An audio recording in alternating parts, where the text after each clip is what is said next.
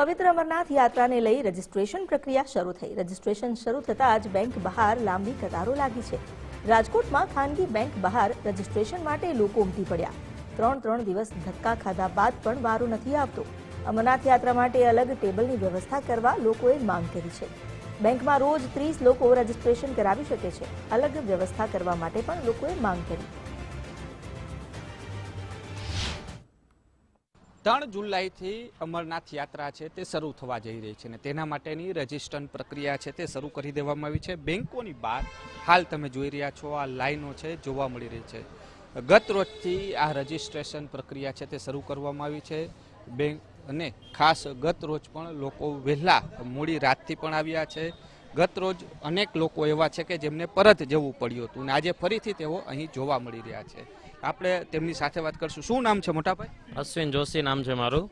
અશ્વિનભાઈ, અમરનાથ જવાના છો, શું ખરા અર્થમાં રજીસ્ટ્રેશન પ્રક્રિયા છે બેંકમાં ગઈકાલથી લાઈનો જોવા મળે છે, શું કહો? અમે પરમ દિવસે રાતે આવી ગયા હતા, કાલે ઊભા હતા અને હજી આજે લગભગ વારો નહીં આવે। ત્રીજો દિવસ, આજે ત્રીજો દિવસ છે।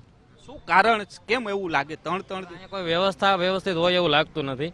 ગઈકાલે કદાચ વ્યવસ્થા ચાલુ કરી એવું લાગે છે, પણ અમે બધા બહુ હેરાન થયા છીએ। પૂરતી તૈયારીઓ ના, તૈયારી જરાય હતી નહીં। તમે ક્યારથી હેરાન થાવ? અમે પરમ દિવસ રાત્રેથી હેરાન થયા છે। ગઈકાલે સવારના આવી ગયા હતા વહેલા, પણ હજી વારો નથી આવ્યો। હજી ટોકન ખાલી આ લોકો બેંકવાળા છે ને ખાલી 18 બાલતાલ રૂટથી લે છે ને 18 પહેલગામ રૂટથી લે છે। ખાલી 36 જણા એક બેંકવાળા લે છે, તો 36 જણા સામે કસ્ટમર અહીંયા જાત્રાળુ એટલા બધા હોય છે કે એની ન પૂછો સીમા, એની સીમા જ નથી કાંઈ, એટલા બધા જાત્રાળુઓ છે અને વારો આવતો નથી। અત્યારે જો ગઈકાલના પરમ દિવસ રાતના હતા તો હજી આજે વારો આવશે, કદાચ આવે તો આવે, નકર હજી આવતીકાલ ઉપર અમારો વારો આવશે એવું લાગે। એક દિવસના કેટલા લોકો લેવાના? એક દિવસના ખાલી 36 જણા જ, 35 થી 36 જણા જ લે છે। 18 બારતાલ રૂટથી અને 18 પહેલગામ રૂટથી લે છે।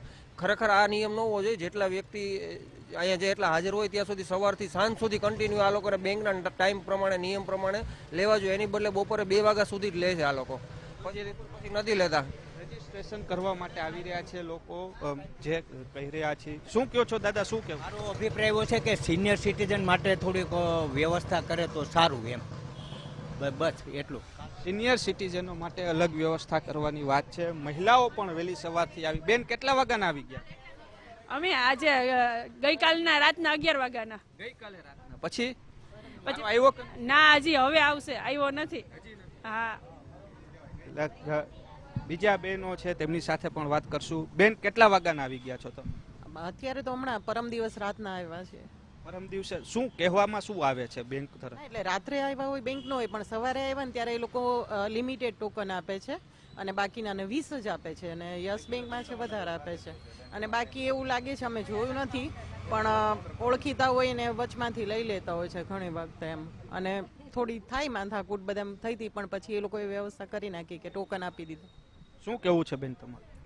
મારી દ્રષ્ટિએ તો એક અલગ સ્પેશિયલ ટેબલ આનું કરવું જોઈએ। સવારના 8 થી અમરનાથ રજીસ્ટ્રેશન ચાલુ કરવું જોઈએ। 8 થી 11 જ ભલે રાખે, 3 કલાક, પણ ખાલી અમરનાથ, એટલે કોઈ હાલાકી ન ભોગવે અને બધાયનું સરસથી સ્મૂથલી કામ જાય। આયોજન નથી બેન? હા, આયોજન નથી।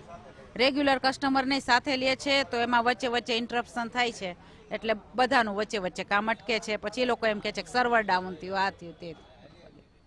અલગ અલગ બહાના છે તે કાઢવામાં આવી રહ્યા છે। શું કેવું છે મોટા ભાઈ, આપનું શું કહો છો? અમે તો આજે આવ્યા છીએ, પણ એવું તો અહીં કહેવામાં આવે છે કે અગાઉ કાલે જે આવેલા એ લોકોનો જે વારો છે, આજે તો તમારો હજી ટોકન તમે લેશો પછી તમારો કાલે વારો આવે કે પછી આવી શકે એવી સંભાવના છે। એટલે હજી અમારું તો એવું કહેવું છે કે જે ટોકન આપો એ દિવસ દરમિયાન પૂરા કરો। 100 ટોકન આપો કે 50 આપો, તો હું શું આખા દિવસમાં એક દિવસ માણસ ટાઈમ કાઢીને બીજું કામ પણ કરી શકે। 3 દિવસ ધક્કા ખાવા? હા, 2 દિવસ હવે વહેલા 6 વાગ્યાના અમે ઊભા છે। ન્યાય સિવિલમાં આખો દિવસ લાઈનમાં વહી જાય છે મેડિકલ કરવામાં, એટલે એમાં પણ થોડુંક ત્યાં પણ થોડુંક જોઈએ કે સિવિલમાં ખરેખર મેડિકલ વ્યવસ્થિત ઝડપથી થઈ જાય।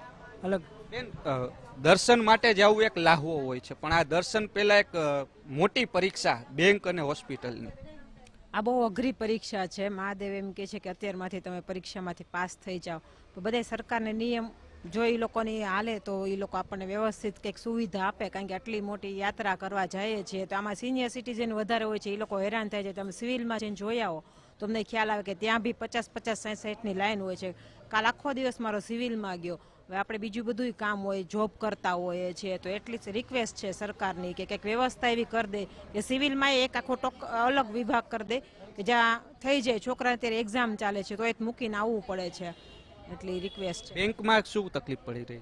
બેંકમાં અત્યારે બધાને ટોકનમાં નથી નામ આવતા અને થોડાકને જ લે છે. આમાં ગવર્મેન્ટ સર્વર જે લોકોને જવું હોય યાત્રામાં એને શું જોબ ઉપર રજા મૂકીને બેસવું એટલું.